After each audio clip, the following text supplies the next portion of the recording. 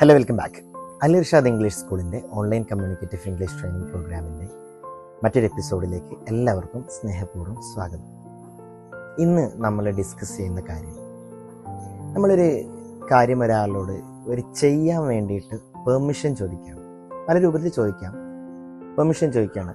For example, ഞാനത് എടുക്കട്ടെ, അല്ലെങ്കിൽ ഞാനും നിൻ്റെ കൂടെ വരട്ടെ. ഇങ്ങനെ ഉള്ള ചില കാര്യങ്ങൾ നമ്മൾ പെർമിഷൻ ചോദിക്കുമ്പോൾ ഉപയോഗിക്കേണ്ട ഒരു വേർഡാണ് ക്യാൻ. ക്യാൻ മറ്റ് ചില സ്ഥലങ്ങളിലും നമ്മൾ ഉപയോഗിക്കുന്നുണ്ട്. നമുക്ക് വരുന്ന ക്ലാസ്സുകളിലൊക്കെ പറയാം.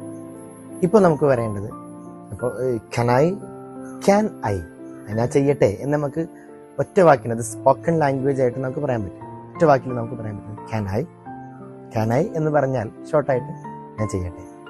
ഇപ്പോൾ നമ്മൾ എന്തെങ്കിലും ചെയ്യുന്നതിൻ്റെ മുമ്പ് അതിങ്ങനെ കാണിച്ചു ക്യാൻ ഐ, അങ്ങനെ പറയാം. ക്യാൻ ഐ സ്റ്റാർട്ട്, ഞാൻ തുടങ്ങട്ടെ. അതൊരു പെർമിഷൻ ചോദിക്കും. Can I start. Can I come in.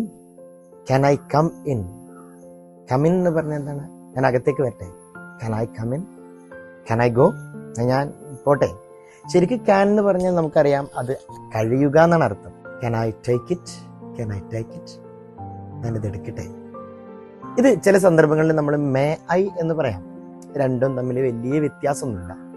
നമുക്കിപ്പോൾ അങ്ങനെ മനസ്സിലാക്കി വെച്ചാൽ മതി.